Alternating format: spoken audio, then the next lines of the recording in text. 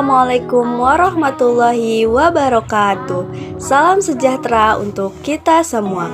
Halo everyone, perkenalkan nama saya Nana Mardiana. Saya dari RA2 Manajemen dengan NIM 210165 Universitas Primagraha. Video kali ini dibuat untuk memenuhi tugas ujian akhir semester mata kuliah Komunikasi Bisnis dengan dosen pengampu Bapak Muhammad Teguh Setiadi SEMM.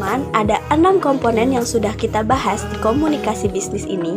Apa aja sih? Mari kita bahas. Nah, yang pertama ada komunikasi bisnis, yang kedua ada komunikasi antar budaya, yang ketiga ada etika komunikasi melalui teknologi, yang keempat ada pusat bisnis dan surat bisnis, yang kelima ada proposal, dan yang keenam ada laporan. Mari kita kupas satu persatu. Pertama ada pengertian komunikasi bisnis menurut para ahli. Yang pertama ada menurut Philip Kotler. Pengertian komunikasi bisnis menurut Philip Kotler yaitu adalah suatu kegiatan manusia yang ditujukan untuk memuaskan kebutuhan dan keinginan melalui proses pertukaran.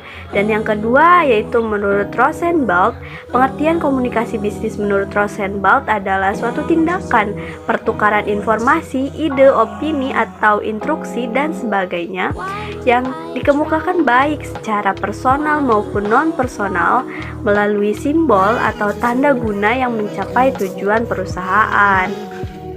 Kedua ada tujuan komunikasi bisnis. Yang pertama yaitu menyelesaikan masalah dan membuat keputusan. Ini sangat tepat karena semakin tinggi seseorang pada sebuah bisnis, maka orang tersebut akan tergantung pada keahlian seseorang dalam mengambil keputusan dan menyelesaikan masalah dalam pencapaian keberhasilan. Dan yang kedua yaitu mengevaluasi perilaku. Penilaian atau evaluasi harus dilakukan anggota organisasi agar pengetahuan dan mengoreksi apa saja yang ingin atau sudah dilakukan pada prestasi mereka. Penilaian ini memerlukan kepekaan dan keahlian komunikasi. Ketiga juga ada fungsi komunikasi bisnis. Yang pertama yaitu memberi informasi, yang kedua ada pengendalian, yang ketiga memberi persuasif, dan yang keempat integrasi. Keempat juga ada unsur komunikasi bisnis. Pada sebuah komunikasi bisnis ada 6 komponen, antara lain adalah yang pertama yaitu mempunyai tujuan. Ini berarti komunikasi bisnis wajib mempunyai tujuan yang telah ditentukan sebelumnya, sejalan dengan tujuan organisasi. Dan yang kedua ada pertukaran. Dalam hal ini mengikut sertakan paling tidak 2 orang atau lebih, yakni komunikator dan juga komunikan. Dan yang ketiga ada gagasan, opini, informasi, instruksi. Adalah isi dari pesan yang berupa beragam tergantung dari tujuan, situasi, dan juga kondisi. Dan yang keempat ada memakai saluran personal atau impersonal yang biasa saja sifatnya tatap muka, memakai media tertentu atau melalui media yang jangkauannya jutaan orang secara bersamaan. Dan yang kelima ada memakai simbol atau sinyal yang merupakan alat atau cara untuk dimengerti atau dipahami oleh penerima untuk memberikan pesan. Dan yang keenam ada pencapaian tujuan organisasi.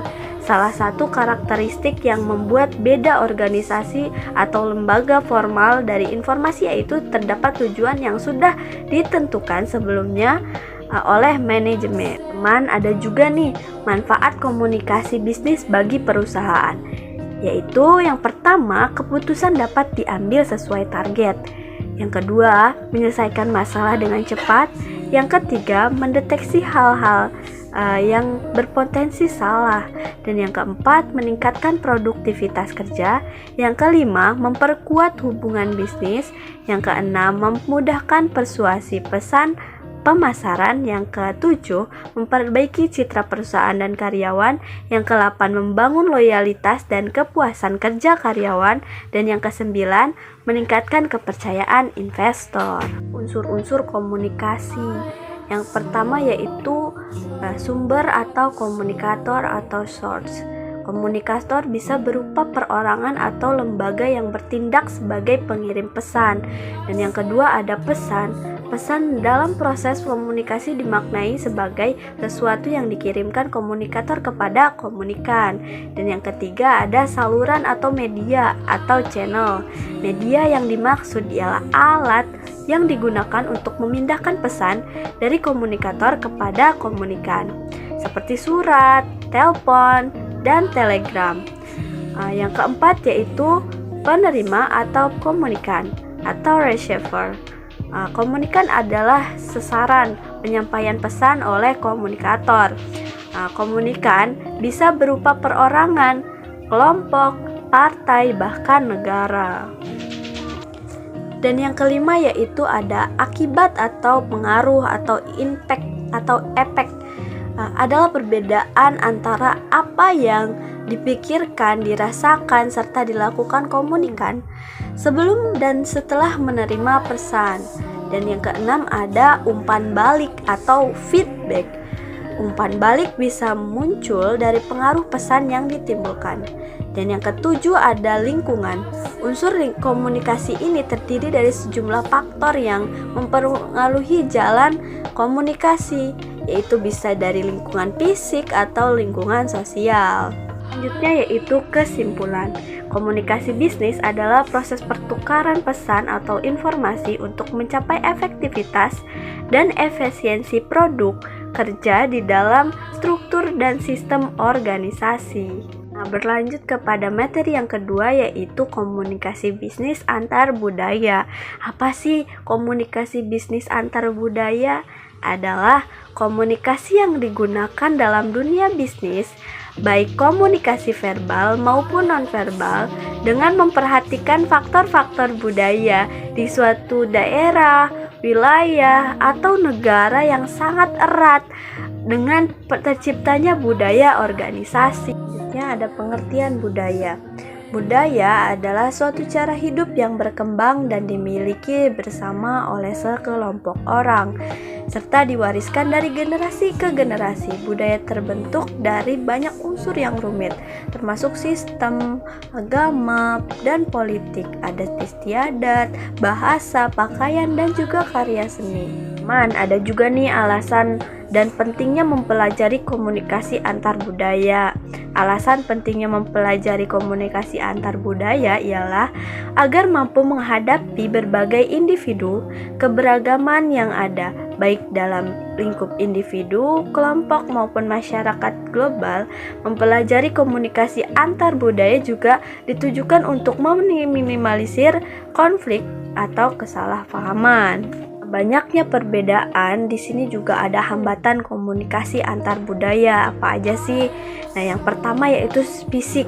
Secara fisik, perbedaan budaya pasti memiliki hambatan lokasi. Selain itu, hambatan yang lainnya seperti media komunikasi, waktu, dan juga lingkungan.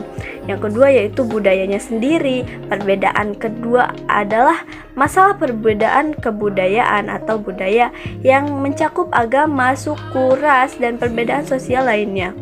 Apabila tidak dilakukan dengan baik, maka bisa jadi kesalahpahaman di kemudian hari. Dan yang ketiga ada persepsi. Setiap orang memiliki pandangan masing-masing dan perbedaan pandangan dan cara menilai inilah yang terkadang komunikasi malah bisa terjadi, tetapi di sisi lain juga tidak bisa atau menghambat sebab masing-masing memiliki pertimbangan atau selalu tidak sama. Nah, yang selanjutnya yaitu yang keempat, motivasi. Motivasi ini adalah kemauan individu atau kelompok dalam komunikasi. Bisa jadi pendengar tidak mau mendengar, sehingga hambatan komunikasi jelas terjadi. Yang kelima yaitu ada pengalaman. Setiap individu memiliki kemampuan masing-masing atau memahami sesuatu yang memikirkan sebuah pikiran yang berbeda. Biasanya pemahaman yang komprehensif atau luas didapatkan individu apabila memiliki pengalaman yang baik juga. Dan yang keenam yaitu emosi. Nah, emosional adalah sifat dasar manusia. Dan sebagaimana kita bisa mengontrolnya, hambatannya adalah ketika kita terjadi perasaan yang tidak enak dan hati sedang tidak baik-baik saja, maka komunikasi akan terhambat, bahkan akan sulit untuk mencapai titik temu pendapat yang sama. Dan yang selanjutnya ada perbedaan bahasa. Perbedaan bahasa pastilah menjadi hambatan ketika menjalin komunikasi.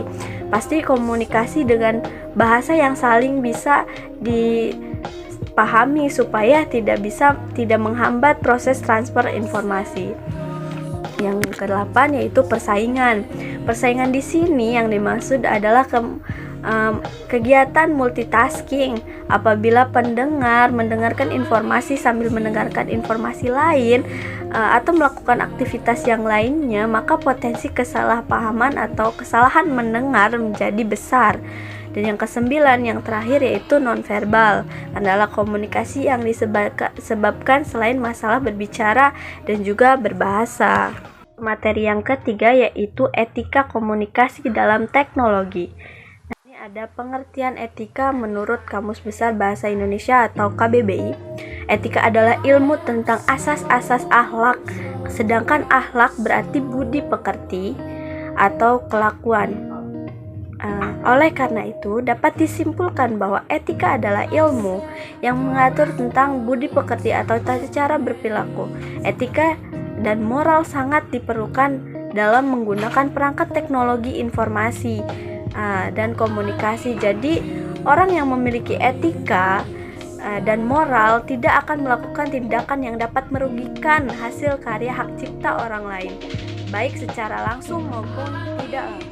Kesimpulannya dari beberapa informasi di atas, maka dapat dikatakan bahwa hubungan bisnis dan teknologi informasi sangatlah erat, seperti bisnis dengan persaingan ketat yang akan mati tanpa teknologi informasi, sehingga pengaruh teknologi informasi ini terdapat aktivitas dan perilaku organisasi dalam lingkup bisnis sangat diperlukan.